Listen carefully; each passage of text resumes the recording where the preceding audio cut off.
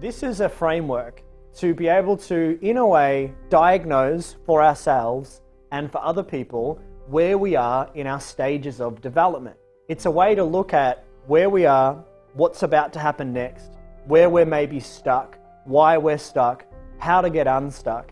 The first level of the adult growth model is what's called reliance. When a child is born into a family, a child is 100% reliant on its mother and its father or its caregivers for absolutely everything. It can't feed itself, it can't change itself, it can't regulate itself. And so through this stage of reliance, we need our caregivers to give us what we need. And this is a functional part of life. It's the only way we can be. We can't be born independent. And this is an important part of our developmental stage. And this place of reliance is an important place to be able to access. Now, when people don't get looked after early on in their life, they tend to bring this into adulthood and they won't allow themselves to be looked after again. At the age of 2, 3, something like that, something shifts. Something changes in us when we're kids. It's a very important stage. But a 3-year-old says no and mine, right? They're testing limits. What is that? It's called the rebellion. So the rebellion is an important part of our development. All of this is important.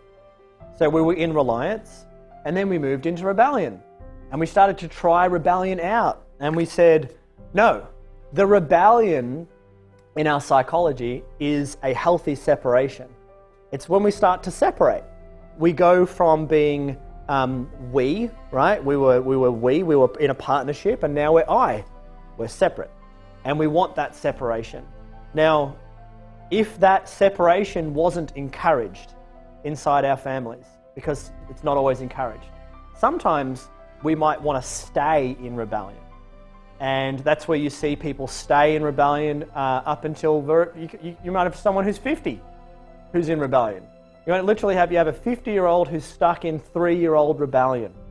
And you see this with the way that they dress, you see this with their attitude, you see this with how they relate to other people. Screw you, I'm doing it my way. That's the rebellion. Now, the rebellion, that kind of energy is important though. It has a usefulness to it. Now, after rebellion, we actually want to move from, okay, no, mine, and then we want to actually start learning and we want to move into the level of what's called results. Results is, please help. Tell me how to do it better. That's what results is. Results has the psychology of, okay, so results could be the 7-year-old or the 10-year-old saying, Mom or Dad, help me with how to make my bed. Help me with how to make this sandwich for myself. Tell me how to do it. I want to learn from you. That's results. Results has to include the thinking of others. The next level up is called realization. That just simply means that we're at the developmental stage of being aware of what has been happening to us. Realization is I'm aware of the journey I just went on. So how does this apply to adults? And how does this apply to coaching? These are psychological stages.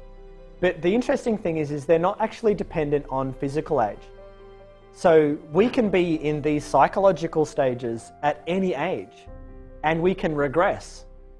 So we can be in one stage and then regress back to another because of what's happening outside of us. How to move up here, how to transition. This level here is curiosity, which is the ability to say, maybe I could do that. Maybe I could succeed. I wonder if I got started, what would happen?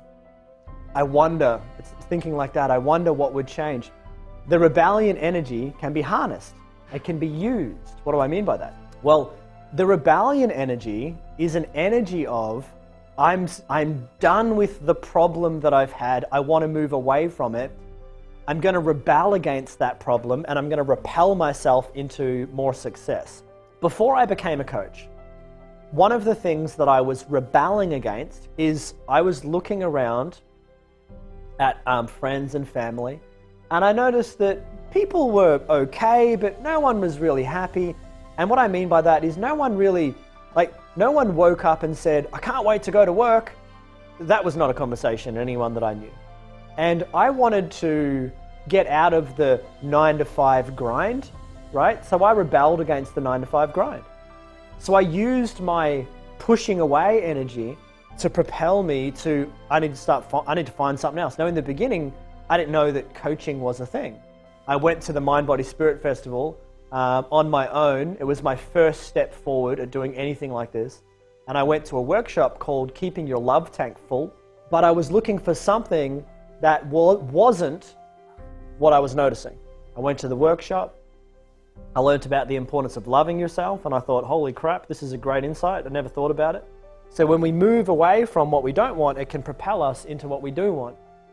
And for me, that was, I wanted to be fulfilled.